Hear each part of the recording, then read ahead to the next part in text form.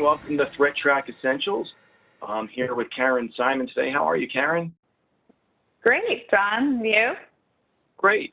Let's talk about some everyday cybersecurity lessons we can learn from the stories today on ThreatTraq. Stan had an interesting story about a botnet, about a big DDoS attack. Tell me about that. Yeah, Stan brought up this new Maris botnet that just came out and attacked a very large search engine in Russia, as well as Krebs Security, and really mind-boggling numbers in terms of the size of the attack. And basically all from Microtech routers, which is a relatively common router type that's found all around the world, that's generated this enormous botnet. So how do people protect themselves from an attack like this? Well, I think that, the story is frequently the same. Number one is make sure that the firmware on your Microtech router is updated, the latest version. And then also really a lot of this is brute force password guessing to infect these routers. So please make sure that you have strong passwords, you change them often. And also there's no reason for these management ports to be open on the WAN side. If you can just keep them open only on the LAN side, then there's no chance of them being attacked in this way or being brought into these botnets. So, change your passwords, try to close the WAN side if you can, and update your firmware. Those are the things you need to do. Tony brought us a story about some new security features being added to Zoom.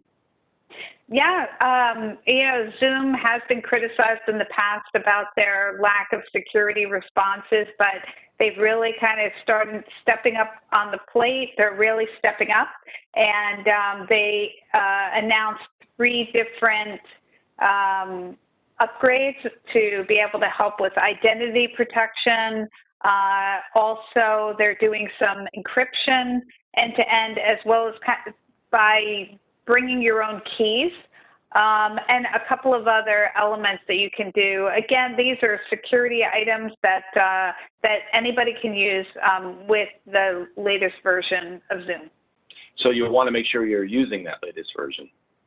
Yeah, so these are new features that Zoom is coming out with, and obviously you want to take advantage of these features and how your organization or you personally want to be able to use them to make sure that your video conferences and the recordings that you make of them are secure. And finally, you brought us a story about some spyware vulnerabilities in Apple. Tell me about that. Yeah, well, this is a very targeted attack from an organization called NGO, which is an Israeli company that is frequently hired by law enforcement for particular spying.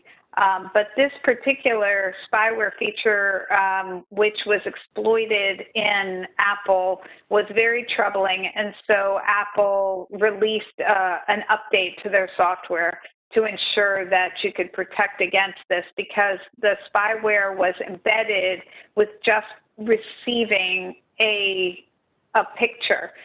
So there were no clicks. It was just from the receipt of an image, and the spyware was embedded in the phone.